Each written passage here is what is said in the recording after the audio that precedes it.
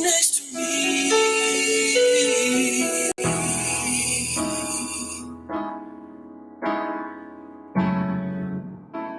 Next to me.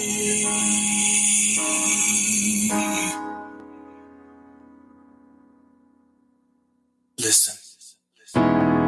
What you do is unexplainable. I love you. It's uncontainable. It's a two-way drive up and down the street. I'm finally alive because you're right here with me.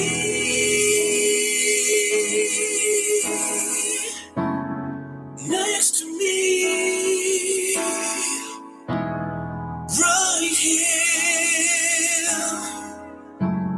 next to me.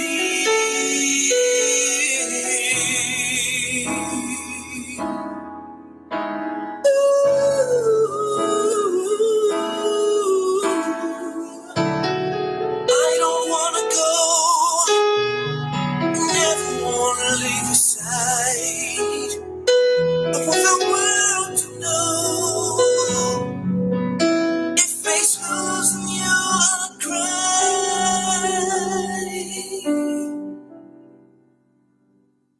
So stay with me.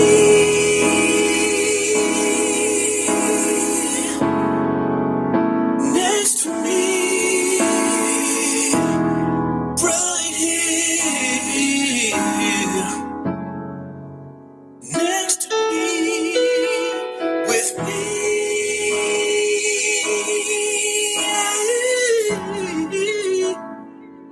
Next to me,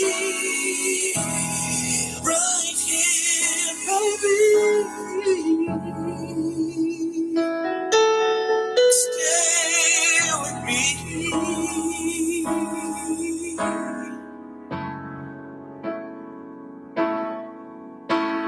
Please don't go. Please don't go. Stay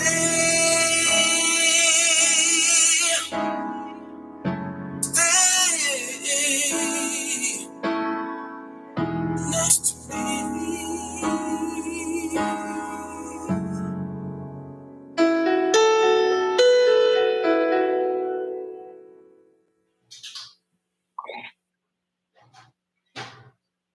And you're on.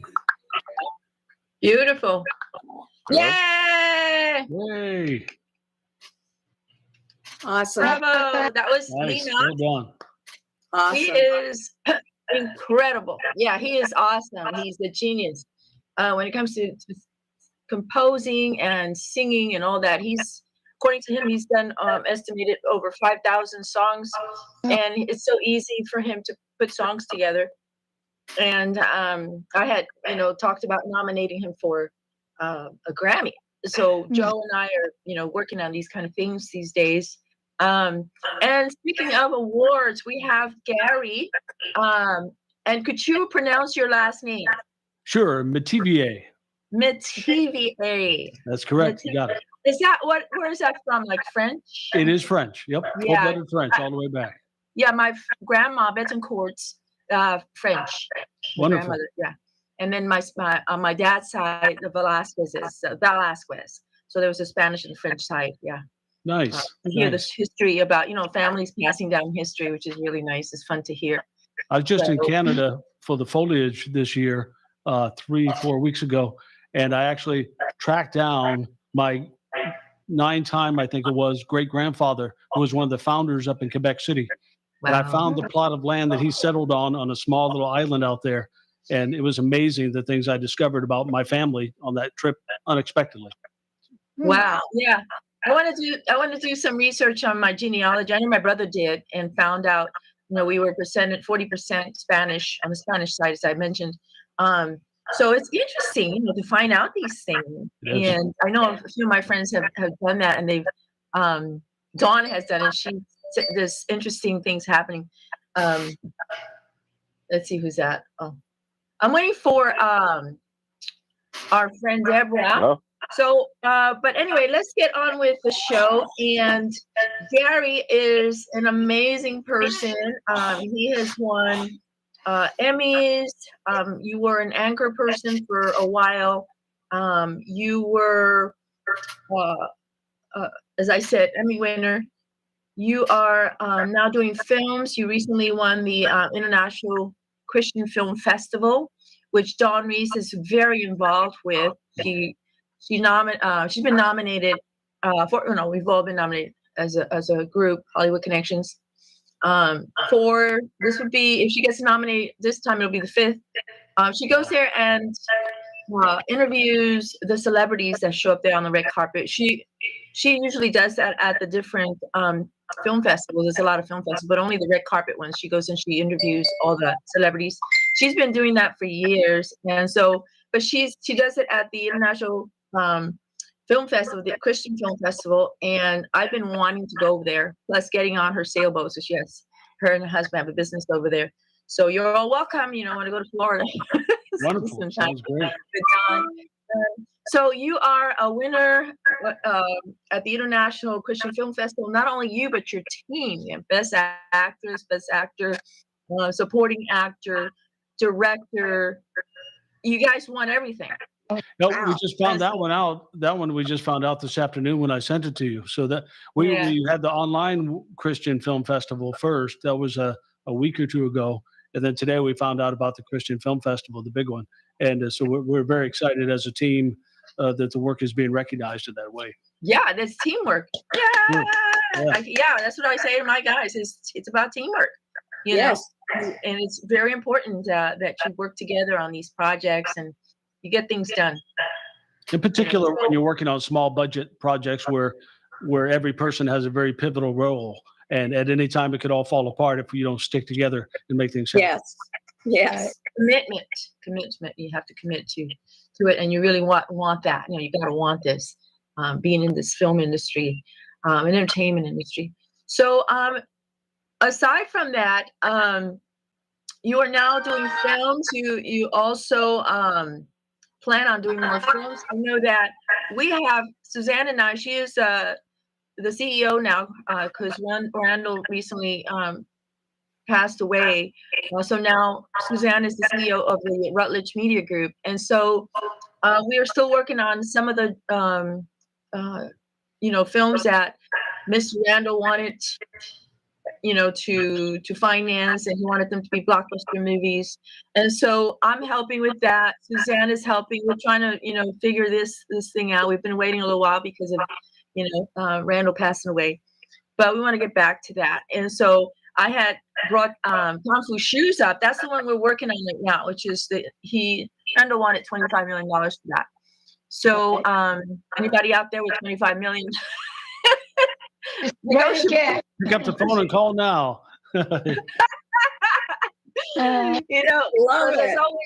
We can negotiate, different ways of doing this. But he wanted that movie, blockbuster movie from that. And the other one, Wheelbound, the other one he wanted. Westbound 18-wheeler. Westbound. Well, that's the other one we have to try and get others to finance and help us with. So, it can happen. It's up to us to make it happen as a team. So, as far as the ladies, we have they have some questions for you, Gary. Sure. So, Suzanne, what is your first? And you know, girl calling you, baby. You have worked together, Gary, in different projects. So, hello, Suzanne, what is your question for Gary? Well, first of all, I would like to thank Gary for the wonderful podcast he did regarding Randall's accomplishments. He would have been very humbled. It was an excellent job. Thank you. But now I do have a question for you. How has your past career in journalism and your Grammys and Emmys. How has that helped you, or how has it influenced your acting career? Yeah, that's a great question. It's actually almost a reverse, if you will. So I was born in a family of 12 children, and Oh, wow. I was number 10. So I had 6 older brothers. So, when you're the little brother, you don't get to say much. So I spent most of my life just sort of observing people. I hardly ever spoke as a child. And it took my teacher in middle school to call my parents in front of me in an evening meeting and say, your son never speaks.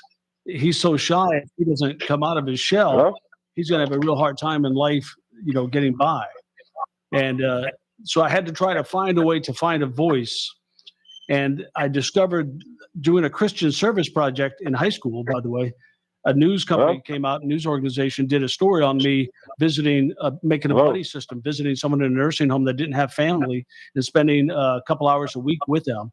And I saw how they put that story together, and I saw how that story impacted people's lives. And I said, I can do that.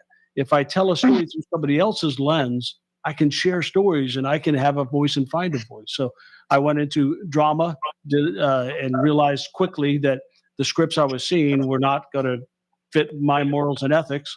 And so when I got married in Los Angeles, my wife was a nurse, and I went back to night school to be a journalist and started telling stories that way for the next 25 years. Wow. Very interesting. And we didn't have much growing up, so that taught me empathy. I kind of felt for people that were going without or people that didn't have a voice. And I said, man, if I could overcome my shyness and represent people and ask the questions that they need answers to, and in some cases hold people accountable. When I interviewed President Obama at the White House in 2012, I was tough because the people wanted certain questions answered. Common folk had questions answered. I didn't ask any of mine. It was from people. And didn't you receive an award for that, Gary? Didn't you get an award at the Obama event? We did get an Edward R. Murrow Award for that one, which in news is the highest honor in news. We're very, very excited to get that for the reporting. Congratulations. By the way, on the awards, the only thing I cared about the awards was that it gave me more freedom to tell more stories, because it gave the acknowledgement that we were doing something right. So it kept us going. Fantastic. So I hope that answered your question. Yes, you did. Okay, and then the next question is going to be let's see. We have right now we need to play a song by Robbie. You there? We have a song coming up, Protection, from Pastor Curly. Curly, yes, I've heard the song. Gospel. Curly, you there? Curly, could you hear her? No. You there? I hear you. So you hear me, but you don't hear Theresa. Right. I hear you, but I can't hear her. That's okay. Go ahead and play his Protection and his song. We're going to play your song. From there, we're going to go to Nancy. She has a question for you, Gary. I mean, I didn't know that God is our protector. Protection, Jesus is protection. Yes, He is protection. Jesus is His protection. Pray before you sleep. Pray before your mind say go. Jesus already been there. Jesus already knows. Knock and the door shall open. Seek and you shall find. Jesus already been there. Jesus already knows. Protection. Jesus is protection. Yes, He is protection. Jesus is His protection. What? That's where they pray. Pray all day sometime. Jesus already been there. Jesus already knows. And the door shall open. And you shall find. Jesus already been there. Jesus already knows. Protection. Jesus is protection. Yes, He is protection. Jesus is His protection. Protection. Jesus is protection. Yes, He is protection. Jesus is His protection. protection. When you're on the road, protection. When you're in the air, protection. Jesus is protection. Protection. When you're on the wall, protection. When you're on the road, protection. We need Jesus protection. Everywhere we go, protection. We need Jesus protection. We need Jesus protection. We need Jesus protection.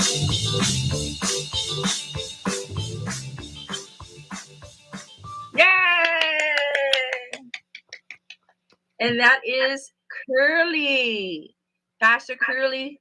Are you there now? Did you get through? That's the internet. Prove it. Curly should be here. Okay. We also have Deborah. She's trying to get through. So if you can connect her, I don't know if they've changed the number. All of a sudden, nobody told me. I sent her the usual number to the station. So see if you can get her in connected to us as well. Anyway, we're going to go right to we were just going to play Curly's song today as far as that's concerned. And then we were going to go into the next question. Nancy Severe. She's the World Tourism Pageant Queen. She's been a queen for many years. And she has a question for you, Gary. Go ahead, Nancy. Okay. How the heck does it feel to win an Emmy? I mean, my God. And whoa. Well, seriously. the interesting thing is I never really cared much for the attention of an award. But when the first Emmy came in, I was actually at home on the couch waiting for my son to go pick up my son from a party. He was 8 years old. And I said, I'm not going to go because I don't want to get black tied up. I don't want to go through that whole experience. And I got the phone call that we won. And the first call I made after that was to my cinematographer. It was his first Emmy as well. And we were in the car as I was going to pick up my son talking about this Emmy win. And it was just such a surge of excitement. And it was about a little boy that almost died of an illness and his family's long recovery and his long recovery to survive. And to win that award in his honor was something else. And then by the third nomination, I think I had 6 nominations that year for an Emmy. And my wife and son said, "You have to go this time." It was in Kansas City. Yeah. They said, "You have to go." So I said, I really don't want to, but you know what? This is my chance to maybe thank my mom because my mom lived so far away. And I don't know if you've seen the video or not, but when I got up, my presentation was to thank my wife for all the craziness she's put up with me being a newscast for all these years. Donna, who was the subject of my story, she was a nurse in Vietnam who signed up to serve to go over there after seeing the footage of so many people dying. She wanted to help. And the third person was my 85-year-old, who is now 91-year-old mother, who was watching on the laptop at my sister's house. And it's the first time my mom ever saw me win an award, and it happened to be an Emmy. So I got to give a shout out to my mom. So that's what that meant to me beyond anything else. Yes. My mom. Yeah, that was love cool. it. Yes, love that. That is wonderful. So yeah, you are amazing, and hopefully the Oscars. Yes. That's next. Just Well, keep you know on going. You know what I like about even one of these awards with the smaller films as we get going here, because I've only been doing films back into films for almost about a year now. And the Cons wants you to go over there too, right? For that same film. Yeah. They want you to go over there? Well, we're a finalist. We're waiting to find out whether it will be screened in France or not. Right. But my son and I have been talking about going over there because I'm researching another book. I write books as well. And so we're trying to time it so where we would be in France at the same time. So we're working on that. But that's the reason the awards matter to me, is because maybe they give you a little chance to do some more of these things like Randall was doing. You know, anything you can get to propel your project forward is a good thing. All the film festivals, there's thousands of film festivals and all over the world. And you get a chance to travel with the people that you enjoy being around. You know, I think that's important. The same thing with the dance business like that. We have a lot of dance sport competitions around the world. So you get to travel, go places with them while you're competing, and it's fun. You meet up with people, Yeah. that you know. It's just a lot of fun. So the entertainment industry in general is a lot of fun. So we have another question, and as I said before, this time goes fast. So it is now 5:51. We still have another question for you, Gary. So Leslie, Dr. Leslie, she's Dr. Oklahoma with the Dr. World pageant, which is the one I'm in. And is there anybody else on there, Bobby? Nope, that's everybody right now. Okay, so just checking, making sure. And so Dr. Leslie, we have a question for Gary. Go ahead. Hi, Gary. It's an honor to be here with you tonight. It's so nice to meet you. Can you tell us a little bit about the process of winning your Emmys? Yeah, so the stations submit you and the TV stations that you work for. And I was honored to, the last part of my career is kind of funny because this last Emmy was 6 months before I stepped away from news. So I already knew that I was going to step away. And that year, I think I had 6 nominations. So I've had 12 dozen nominations, and luckily, fortunately, three wins. But it's a long process. You send them in, and if you get nominated for an Emmy, which is a big thing too, then you're allowed to go to the big event, which has thousands of people in black tie in either Kansas City or St. Louis. And then you go there and you sit at those beautiful tables, and you try to look like you're having a great time, but really inside you're like, 2 things. 1, I want to get out of the tuxedo, and 2, I would really like to walk home with a statue, And, and then you sit there and you kind of hearing them say the names, and you get to that moment, and you're like, "Is it gonna be?" And then they say your name, and it's surreal. And you sit there for a second, and my wife kind of hit me like, "Go." And then I was worried that I wouldn't have a voice. And then once I started talking about my mom, I settled in really quickly until the end when I started getting a little bit emotional because it meant so much to me to be able to tip my hat to her. That was the Emmy experience. Yeah, it's not the actual statue, they don't cost a lot, but it's what it represents. Right. What you've gone through in your career to get there, what it represents, and then the people around you recognize you for your achievements and all that. It's just a wonderful feeling. But I was honored that they inducted me into the, as they call it, the Emmy Hall of Fame, which is the Silver Circle Award. After I left 2 years ago, I got that honor. That was very nice to be recognized for a body of work over years. Yeah, all deserved. Okay, so we are close to the end of the show. As I said, 5:54 mine, and then we wanted to play a song for Randall Rutledge, the Nonstop Fluff. That's one of his songs. He's in the Hall of Fame for his country music. Are any of these songs going to be played as far as financing his country western movie? Are those songs that They will be in it, but no, they're not financing anything. Well, when it gets financed, hopefully, soon. I know you want to do a country western movie, right, Gary? Yes. Yeah. So there's a 18-wheeler, is it? And it's a sci-fi, isn't it? Isn't it? Not a sci-fi. It's actually a time travel where the truckers go back into the Old West. Oh, that must be hilarious. It's a country. Yeah. Oh, that's where the country comes in. Yeah. And you could really tell when Randall, because I got to spend, I think it was 3 days with Randall, and him talking about his films and his dreams. And he represents so many people that fight so hard to bring stories alive that can hopefully touch somebody in some way in their lives, and just sit there and hear him talking about his stories. And he just gets so energized and powered up. And it's so wonderful to see people like him trying so hard. Yep. And then the Kung Fu one, that's an action. That's the magic shoes, right? Kung Fu shoes.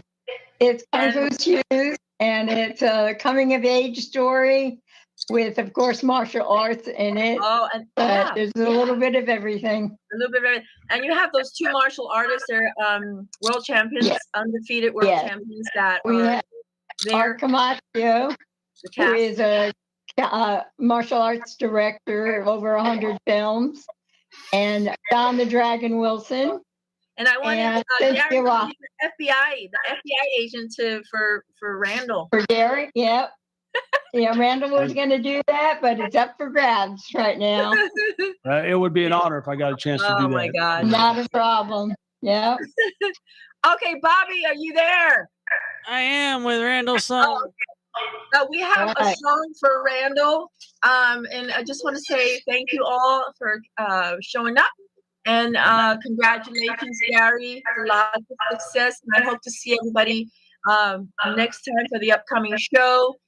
I will let you know, fill you in, let you know the time and the date and all. I got to get together with my friend Dawn Reese. And God bless. And I'll see you guys upcoming show. And Right. we want to play that song Nonstop Flight for Randall Rutledge. Thank you. Thank you. Bye-bye. Thank you.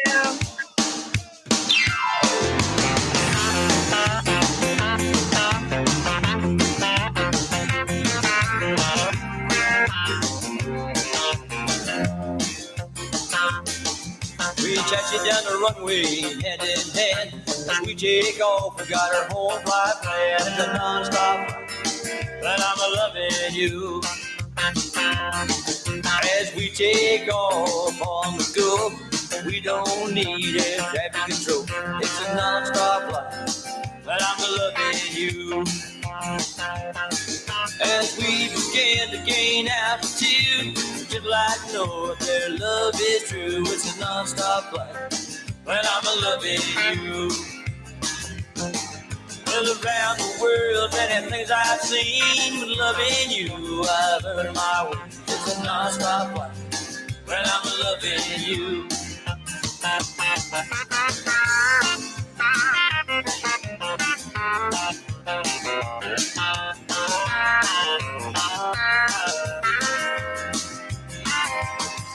Well, around the world, many things I've seen, but loving you, I've earned my way. It's a non-stop flight, and I'm loving you. We ignore radio frequency, cause we're flying frequently. It's a non-stop flight, and I'm loving you.